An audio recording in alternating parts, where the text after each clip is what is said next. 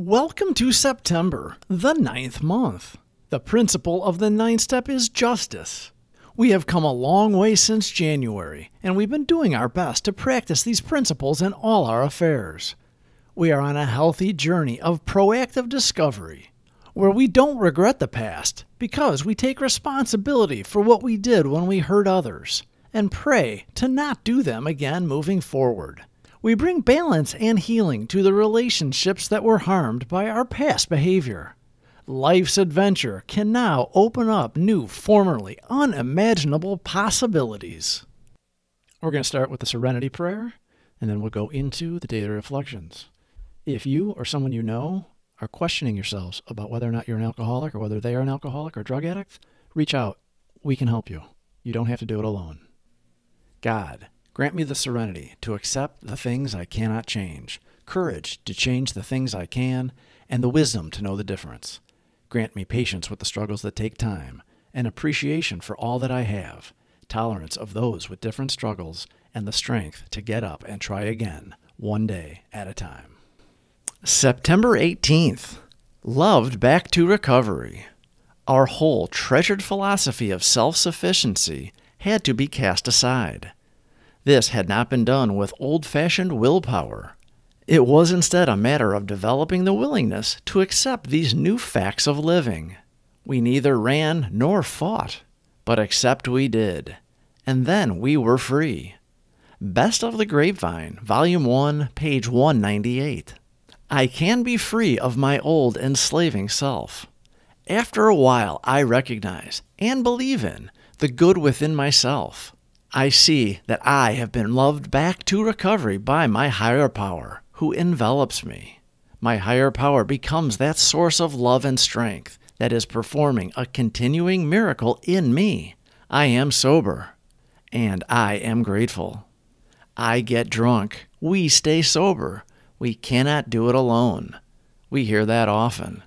As real alcoholics, not mere problem drinkers, we tried to stop drinking on our own self-discipline and grit. We were strong in so many other aspects of our lives, successful in many ways, yet we stopped. We could not stay stopped. Because we were able to accomplish so much in life, we were not used to accepting help. We were a baffled lot. The first step is admitting we were powerless over alcohol, and we finally did admit that. We couldn't drink like normal people, and we couldn't stop, so we tried to manage the damage. It became clear we were not only powerless, but we were hopeless as well. Awakening to the hopeless state, we had no place to hide. We were hiding from ourselves the reality of the situation. We were delusional, and now we saw how pathetic we had become. It is miraculous that we had made it to the door of AA and opened it. We were consumed with self-centered fear, but somehow we asked for help by going to our first meeting. It was our silent cry for assistance that our ego didn't want to make. Once we saw the light in the eyes of those who had recovered, we had a sense of relief that there was a solution to our problem that could work for us. Indeed there is, and that is why we kept coming back. We learned the root of our problem is our self-centeredness, and we must be rid of it or it will put us in the ground. It is not a pretty end for us. It is a slow, painful process in most cases. We are grateful to have found the solution as laid out in the first 164 pages of the basic text of Alcoholics Anonymous. It means a new way of thinking and behaving.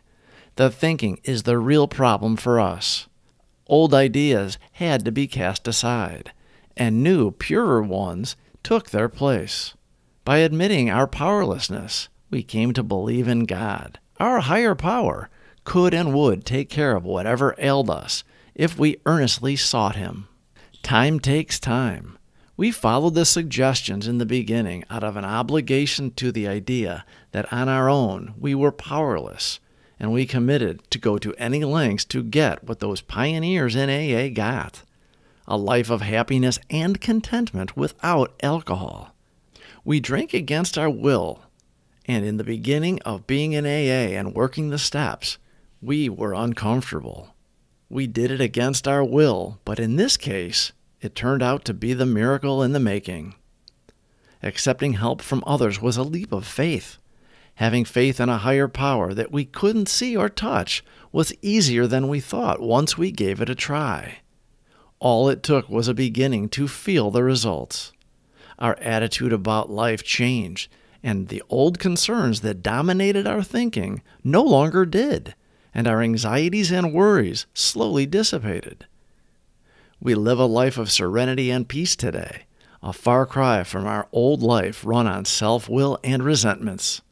We are eternally grateful for surviving the hell of our alcoholism, and for the new life we have as a result of getting out of our own way and practicing the principles in all of our affairs. September 18th. Loved back to recovery. Our whole treasured philosophy of self-sufficiency had to be cast aside. This had not been done with old-fashioned willpower. It was instead a matter of developing the willingness to accept these new facts of living.